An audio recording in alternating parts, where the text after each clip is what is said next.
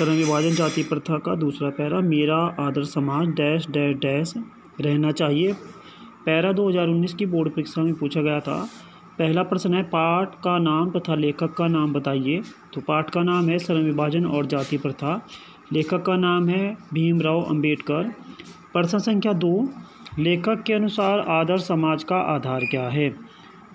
उत्तर है, लेखक के अनुसार स्वतंत्रता, समानता और भ्रातृत्व भाईचारा आदर्श समाज का आधार है। प्रश्न संख्या 3, किसी समाज को कितना गतिशील होना चाहिए। लेखक के अनुसार आदर्श समाज में इतनी गतिशीलता होनी चाहिए कि यदि उसमें कोई परिवर्तन किया जाए तो वह परिवर्तन एक सिरे से लेकर दूसरे सिरे तक आसानी से किया जा सके। अगला पैरा, आप लोग डैश डैश डैश प्रदान का नाम।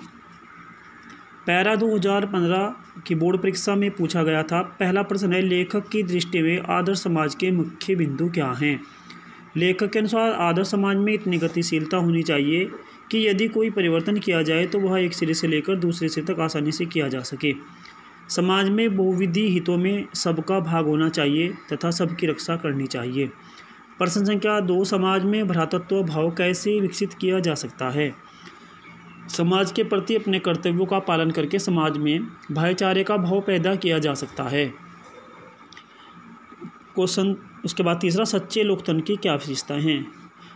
एक सच्चा लोकतंत्र वह है जो केवल शासन की एक पद्धति नहीं बल्कि लोकतंत्र सामूहिक दिनचर्या की एक रीति तथा समाज के सम्मिलित अनुभवों के आदान प्रदान का दूसरा नाम है।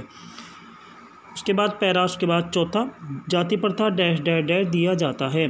पैरा 2016 की बोर्ड परीक्षा में पूछा गया था। पहला प्रश्न है, जाति प्रथा को स्वाभाविक श्रम विभाजन क्यों नहीं माना जा सकता है। क्योंकि यह मनुष्य की रुचि पर आधारित नहीं होता है। प्रश्न संख्या 2, सक्षम श्रमिक समाज का निर्माण करने के लिए क्या आवश्यक है। क्वेश्चन 2016-2017 की बोर्ड परीक्षा में पूछा गया था।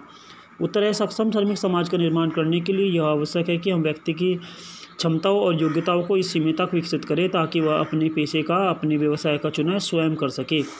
प्रश्न संख्या 3, जाति प्रथा का दूसरी सिद्धांत क्या है। उत्तर है, जाति प्रथा का दूसरी सिद्धांत यह है कि इसमें व्यक्ति की क्षमताओं, प्रशिक्षण, योग्यता आदि पर बिना विचार के माता पिता की सामाजिक स्तर के अनुसार गर्भधारण के समय ही मनुष्य का पेशा निर्धारित कर दिया जाता है।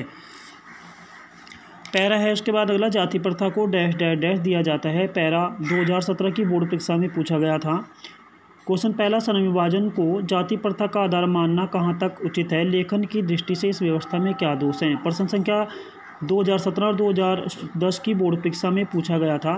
तो उत्तर है, श्रम विभाजन को जाति प्रथा का आधार मानना ठीक है क्योंकि मजबूरी में अपनाए गए व्यवसाय में व्यक्ति की कोई रुचि नहीं होती और अरुचि पूर्वक किए गए व्यवसाय में व्यक्ति की क्षमता का उपयोग नहीं होता है और न ही योग्यता का विकास हो पाता है।